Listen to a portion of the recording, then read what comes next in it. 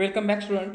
In previous video, we have seen that representation of data. Data can be represented into three forms. First, tabular representation, graphical representation, and diagrammatic representation. In previous lecture, we have seen that the tabular representation. In that, we see what is a tabular representation, essential features of tabular representation, and the advantages of a tabular representation. That is known as a tabular representation. That question may be asked or the arises for the 5 marks or 10 marks. In this video, we are going to see next type of a next type of a representation of data, that is known as a graphical representation of data.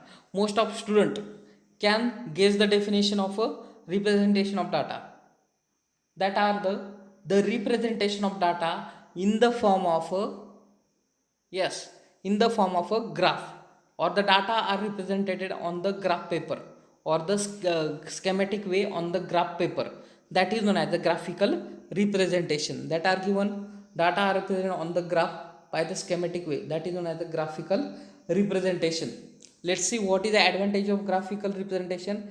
It is a more attractive than the tabular representation. As compare any graph paper, we draw any things or the any schematic diagram that can make a comparison with the table. Most of people understand graphical representation as compared to the table. Reader may skip the table but pause the look a graph. Any reader that can be skip any table but graph, on the graph they can pause and the see that the use of color picture diagram for the business and the thesis report.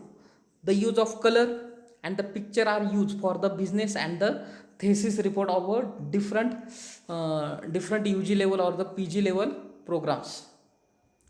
Next is the it give comparative view of a quantitative data. The data are expressed in a quantity, that means data are expressed in amounts. We can use that for the comparison. The graphical representation tell that the what happening and what will be take place. For example, in business, in the year 2010 to 11 or 10 to 11, there are the growth percentage 5 to 10%.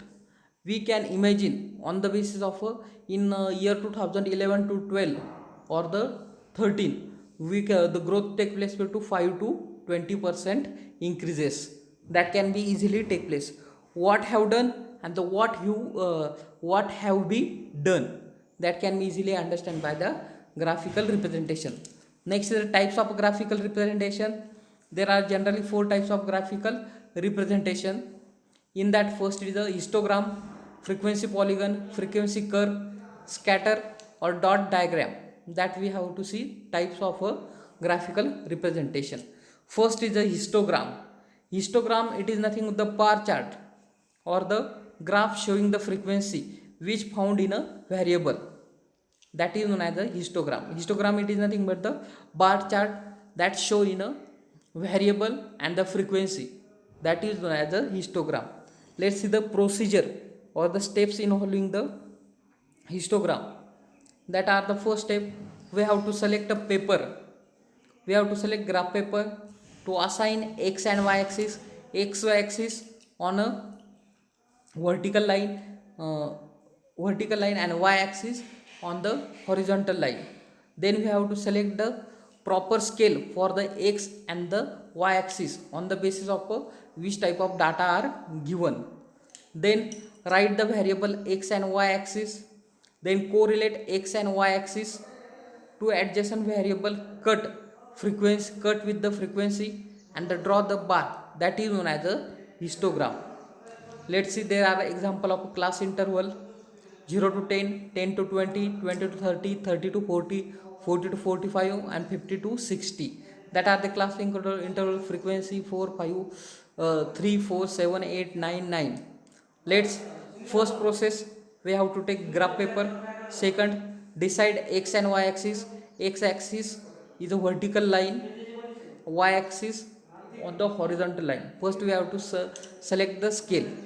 Let class interval taken as a on the lower level or the vertical line, that is known as the x-axis, and the on a y-axis we have to take a frequency. Let's decide the class interval. For example, 2 centimeter. 2 centimeter is equal to 10 unit. 2 centimeter, that is equal to 10 unit on a x-axis, and the y-axis 3 4 10. 2 centimeter is equal to 2 unit, that are the taken, and that put on the graph paper. Let's draw the graph. First we have to see the frequency. After the seeing the frequency, mark the that frequency. For example, first is frequency is a 3. Let's see where are the three number of 3 frequency, and then draw line up to the limit. Up to the limit, that means up to the 10. Up to the 10 we have to draw frequency horizontal line, and the place a bar on that graph paper. In same way, another bar also take place, that is known as a histogram. Next is the frequency polygon. Frequency polygon, it is nothing but it is the one type of a graph represent frequency distribution. Frequency polygon provide alternative method of a histogram. The frequency polygon are obtained by the joining the midpoint of histogram by the straight line.